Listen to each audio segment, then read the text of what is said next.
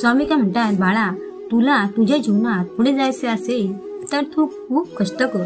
कष्ट करताना माझे नाम घ्यायला विसरू नकोस. बाळा, ज्या माणसांना आयुष्यात हार न मानता कष्ट करण्याची हिंमत असते ती माणसे कधीही खाली उतरत नाहीत. बाळा, त्रास असण्याची सहनशक्ती पण असली पाहिजे. नुसते रडत बसायचे नाही.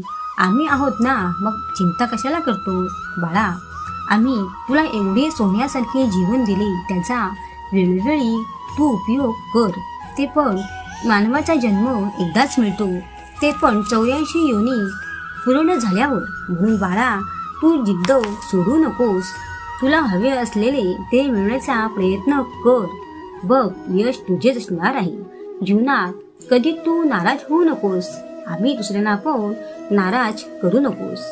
आणि दुसऱ्यांच्या जीवनात आपण आनंद आणायचा. मग बघ, आम्ही तुझ्या जीवनात आनंद आणतो की नाही. हो, तू तुझे प्रयत्न चालूच ठेव. त्या प्रयत्नाला यश देणारे आम्हीच असू. तू तुझे प्रयत्न अखेरपर्यंत सोडू नकोस. मनाने जिद्दी राहा. तुला हवे असलेले सर्व काही मिळेल. फक्त तू माझ्यावर श्रद्धा ठेव, विश्वास ठेव. माझा तुला आशीर्वाद आहे.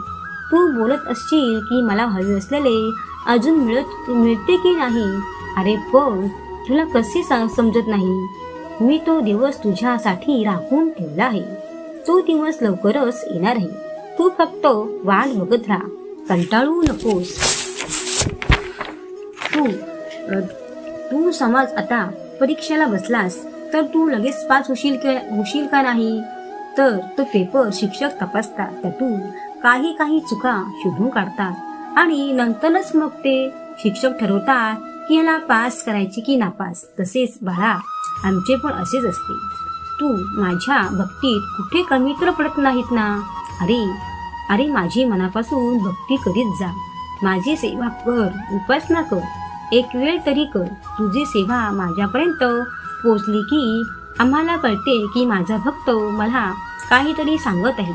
त्याला हवी असलेली गोष्ट त्याला द्यायला मी पाहिजे, हे आमचे वचन सत्य आहे. तू फक्त माझी मनापासून सेवा कर. वाईट लोकांना अजिबात लक्षच देऊ नकोस. तुझे तू फक्त काम करीत जा आणि मनाशी बोल की माझे स्वामी आहेत ना, मी कशा चिंता करू.